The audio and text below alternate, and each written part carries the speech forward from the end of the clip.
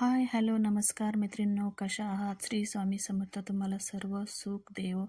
चॅनलवर नवीन असाल तर चॅनलला सबस्क्राईब करा, व्हिडिओला लाईक करा, कमेंट करा. लग्नानंतर होईलच प्रेम या मालिकेची सुरुवात रम्यापासून होते. रम्या काव्याच्या बोक्याला घेऊन त्याच्या रूममध्ये जात असते. तेवढ्यात तिला आशा दिसते. आशाला बघून रम्या खूप घाबरते. आशाला बघून रम्या टेडी लपून ठेवते. आशा म्हणते, रम्या ताई काय लपवत आहे? रम्या म्हणते, तुला काय करायचं? तू जा, तुझी कामं कर. आशा, अहो कपडे धुवायला टाकले सगळ्यांचे, म्हणून विचारायला आले. तुमचे पण टाकायचे का? रम्या म्हणते, नाही नाही, आमचे कपडे नाही आज धुवायला. तू जा, तुझी कामं कर. आशाताई, पण काय लपवताय रम्याताई तुम्ही? रम्या, तू जा म्हटलं ना, निघ इथून. आशाताई तिथून जातात, पण मागे वळून बघतात. रम्या टेडी घेऊन रूममध्ये जाते. दुसऱ्या सीनमध्ये जीवा गार्डनमध्ये बसलेला असतो. तेथे गुड्डू येतो. गुड्डू म्हणतो, हे जीवा भैया, ये क्या आपने चाय नहीं पी? ये चाय तो ठंडी झाला. मी एक काम करतो, एक चहा गरम करून घेऊन येतो आणि साहेबांना पेपर देऊन येतो. जीवा म्हणतो, ऐक ना, नकोय मला चहा. गुड्डू म्हणतो, जीवा भैया, तुम्ही असं चुपचाप बसलायला चांगलं नाही वाटत. नंदिनी भाऊजींनी तुम्हाला सोशल मीडियावर ब्लॉक करून टाकलं, हमें पता है जीवा भैया. ये सारी हमरी गलती है, माझी चूक आहे. मी एक काम करतो जीवा भैया, मी जातो आणि सगळं सांगून टाकतो. तुम्ही इथे बसा. जीवा म्हणतो, तू कुठं जायचं नाहीस. तू असं केलं तर तुला कामावरून काढून टाकतील. मला तसे झालेलं आवडणार नाही. मला तुझी मैत्री नाही गमवायची, कळतं तुला? गुड्डू रडतो. जीवा, अरे गुड्डू, क्या हुआ? गुड्डू, हमरी कारण नंदिनी भाऊजी तुम्हाला नालायक बोलली, कारण तुम्हाला सगळीकडे ब्लॉक करून टाकलं आणि उसके बावजूद तुम्हाला माझी दोस्ती गमवायची नाही आहे. जीवा भैया, तुम्ही एकदम अलग आदमी आहात. तुम्ही नालायक नाही आहे अजिबात. तुम्ही तर हर तरफ से लायक आदमी आहात. तुम्ही प्रेमाच्या लायक आहे, तुम्ही दोस्तीच्या लायक आहे, तुम्ही सगळ्या रिश्त्यांच्या लायक आहेत. नंदिनी भाऊजींनी असं नाही बोलायला पाहिजे होतं. त्यांची गलती आहे, त्यांचं चुकलं आहे. आणि रडतो. जेव्हा म्हणतो, तुला माहिती आहे गुड्डू, नंदिनीने तर मला प्रत्येक गोष्टीच्या लायक बनवलं आहे. त्यामुळे माझ्यावर चिडण्याचा, मला ओरडण्याचा, मला दुखवण्याचा पूर्ण हक्क आहे. एखादं सुकून जाणारं झाड पेलाभर पाणी घातल्याने मूळ धरू लागतं ना, तसं नंदिनीमुळे तिच्या मी आहे ह्या एका शब्दामुळे मी उभा राहिलो. तिच्यामुळेच तर मी स्वतःला शोधू लागलो, स्वतःला हळूहळू सापडत गेलो. आणि नाती जपायची नसतात, नाती जगायची असतात, हे तिने शिकवलं मला. गुड्डू, लेकिन जीवा भैया, आता तर नंदिनी भाऊजी तुमच्या रिश्त्याला ठोकर मारत आहे. जीवा, कारण मी खूप कांड केले आहे, खूप माती खाल्ली आहे. आता माझे प्रयत्न बघून सगळ्यांना असं वाटत की अरे हा जीवा तर बेस्ट आहे, नंदिनी तर उगाच ताणते. पण नंदिनीला बोलणाऱ्यांनी स्वतः विचार करा, हेच सगळं जर त्यांच्याबरोबर घडलं असतं तर त्यांनी इतकं सहज सोडलं असतं का? गुड्डू म्हणतो, ठीक आहे, साहेबांना पेपर देऊन येतो. तेवढ्यात पेपरमधून पॅम्पलेट खाली पडतं. जेव्हा ते बघतो, इकडे दुसऱ्या सीनमध्ये रम्या रूममध्ये येते. वसू आत्या कात्री घेऊन उभीच असतात. रम्या म्हणते, बापरे आई, अगं बोका कापायचा आहे, माणूस नाही. एवढी मोठी कात्री कशाला आणलीस आणि कुठून आणलीस? वसू आत्या, अगं बागेतून आणली. ह्या बोक्याचे तुकडे तुकडे करायचे ना, म्हणून आणली. नाही नाही, पण थांब, तुकडे करायच्या आधी ना मला याला झोडायचं आहे. काय रे बोकोड्या, कोण समजतोस तू स्वतःला? तुझ्या पायगुणामुळे मिळाला का आमच्या पार्थला अवॉर्ड? अरे आधीच त्या काव्याने माझ्या रम्याची जागा घेतली आणि आता तू तिचं कामाचं क्रेडिटही घेत आहे. पण मी ना असं होऊच देणार नाही. सिंगल पीस आला होता ना या घरात, आता ना तुझी बारीक बारीक तुकडे करून घराच्या बाहेरच फेकून देते बघ आता. रम्या रम्या म्हणते, आई झालं का तुझी बडबड करून? वेळ वाया घालू नको. ती काव्य यायच्या आधी आपल्याला याचा कार्यक्रम उरकायचा. वसू आत्या म्हणते, याचा कार्यक्रम उरकायला असा किती वेळ लागेल? पण नाही नाही, पण त्याआधी मला ह्या बोक्याला पायंदळी तुडवायचे. रम्या, काय? वसू आत्या म्हणते, काव्याला तुडवल्याचा फील येईल मला.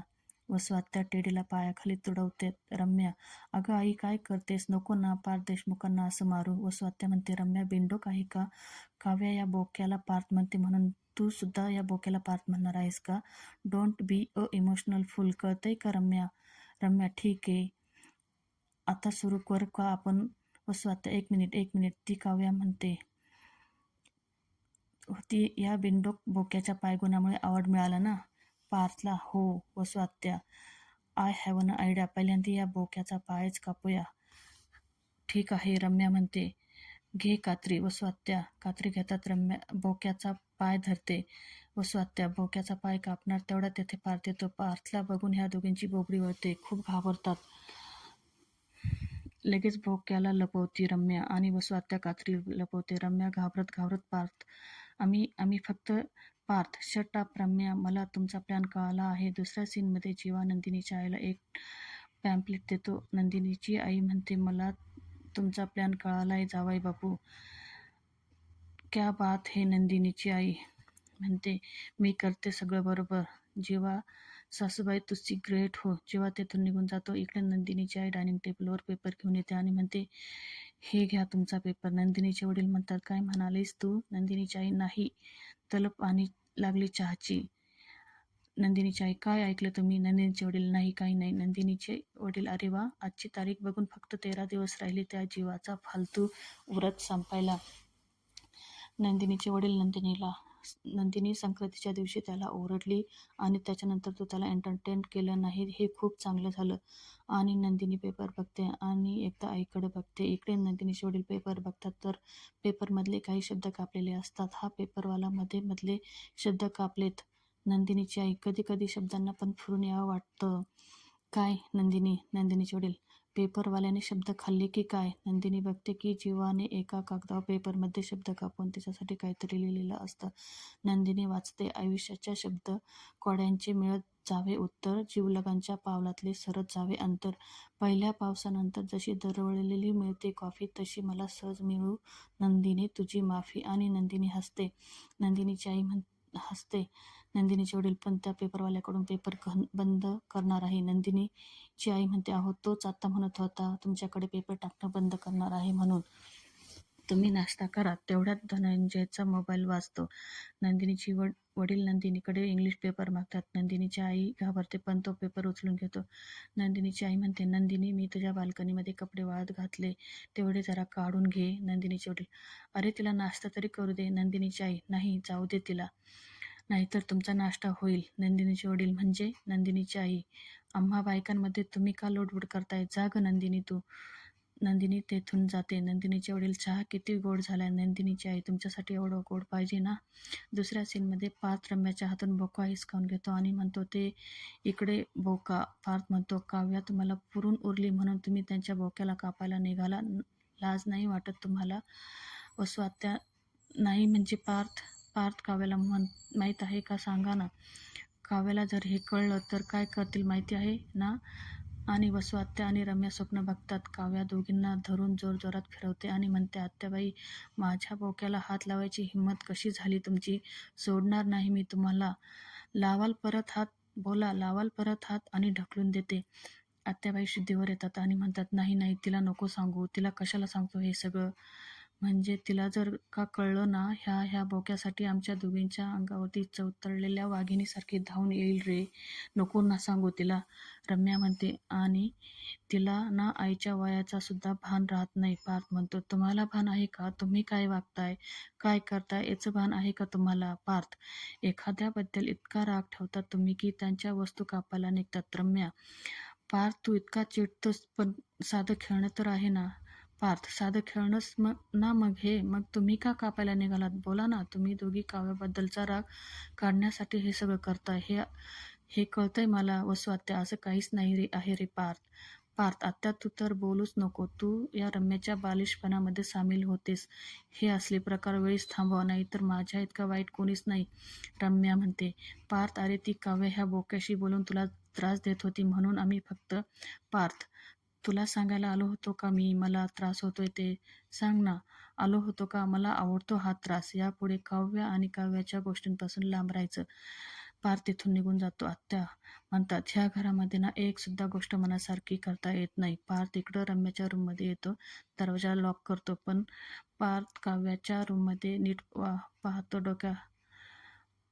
डोक ठेवतो. तेथेच पार्थ जाता जाता बघतो, काव्याला दिलेलं मंगळसूत्र दिसतं. ते तुटलेलं असतं. त्याला जुनं आठवतं. म्हणतो, काव्या म्हणते, काव्यार्थ म्हणजे काव्य आणि पार्थ. पूर्ण मंगळसूत्र ठेवून देतो आणि पुढे जातो तर त्याला स्प्रेची बॉटल दिसते आणि म्हणतो काव्याला गिफ्ट केलं होतं, थोडासा संपलेला दिसतोय म्हणजे त्या वापरतात आणि थोडासा स्प्रे अंगावर मारतो. पुढे त्याला दिसतं की काव्या त्याला क्रीम लावत असतात. मग तो हातावर थोडीशी क्रीम घेतो आणि हाताला लावतो. पार्थचं लक्ष बोक्याकडे जातं. पार्थ म्हणतो, काय रे बोक्या, काय बघतो? काव्या, तुला मिठीत घेतात, तुला गोंजरतात, तुझे केस विंचरतात, भाव खातो का मग? देईन एक ठेवून, आत्ताच वाचवले, कात्रीने कापणार होते तुला, कात्रीने. डोक्यात एक टपली मारतो आणि म्हणतो, बघितलं तर मलाच ओरडतील आणि बोक्याला लपून ठेवतो. दुसऱ्या सीनमध्ये नंदिनी बाल्कनीत येते आणि गार्डनमध्ये बघते तर जीवाने कपड्यांनी सॉरी लिहिलेलं असतं. नंदिनीला जुनं आठवतं. मागे सुद्धा जीवाने असंच अंड्यांवर सॉरी लिहिलेलं असतं आणि नंदिनी मनातल्या मनात हसते. जीवा हळूच रिक्षा मागून बाहेर येतो आणि हाताने इशारे करतो तिला आणि कान पकडून सॉरी म्हणतो आणि उठाबशा काढतो. नंदिनी हाताने खुणवते नको म्हणून. तर जीवा खूप खुश होतो आणि आनंदाने उड्या मारतो आणि दोघे घड्याळात बघतात आणि हसतात. दुसऱ्या सीनमध्ये पार्थ देवाचं दर्शन घेत असतो. मालिनी तेथे येते, त्याच्या हातावर दही साखर देते आणि म्हणते, ऑल दी बेस्ट, मला खात्री आहे हे अवॉर्ड्स तुलाच मिळणार आहे. पार्थ म्हणतो, तुझा आशीर्वाद मिळायला हवा. मालिनी म्हणते, अरे बाबा, आईवडिलांचा आशीर्वाद मुलांच्या पाठीशी कायम असतात आणि काही जवळच्या व्यक्ती असतात ना, त्यांच्या शुभेच्छा खरं तर फळाला येतात. पार्थ, तुला काय म्हणायचे कळतंय मला. मालिनी म्हणते, कळतंय ना, मग वळत का नाही? काव्यालाच घेऊन जाणारा बरोबर. पार्थ म्हणतोय, इन्व्हिटेशनमध्ये असं काही लिहिलेलं नाही आणि परत काही गोंधळ नको. तिकडे घाबरत घाबरत काव्या येते आणि म्हणते, ऐका ना, मला नाही का काय झालंय? काव्या, माझा बोक्या बघितला का कुठे? मालिनी म्हणते, हा बघ की, इथेच आहे काव्या. आणि पार्थकडे इशारा करते. काव्या बोक्याला शोधत असते. मालिनी, काव्या बाळा, काय झालंय? नीट सांगशील का? काव्या म्हणते, बोका सापडत नाही. मी त्याला हेडफोन लावून रूममध्येच ठेवलं होतं. रूममध्ये हेडफोन आहे पण बोका नाही. पार्थ म्हणतो, तुमच्या बेडवरच असेल. काव्या म्हणते, असेल म्हणजे? एक मिनिट, तुम्हाला कसं माहिती? पार्थ म्हणतो, असंच असेल. काव्या, अहो काय बोलताय देशमुख तुम्ही? ऐका ना प्लीज, माझ्यापासून काही लपवताय का? जे काही असेल ते सरळ सरळ सांगून टाका. प्लीज असं करू नका देशमुख. कुठे आहे तो सांगा ना. पार्थ सांगतो. पार्थ, मगाशी रम्या आणि आत्यांच्या हातात होता तुमचा बोका. मालिनी, काय? रम्या काय? पार्थ, हो. त्यांचं काय झालं? पार्थ तिथे घडलेलं सगळं त्यांना सांगतो. रम्या म्हणते, त्यांची हिंमत कशी झाली माझ्या बोक्याला हात लावायची? आणि वरून कापूस पडतो. मालिनी म्हणते, काय हे असे कापसाचे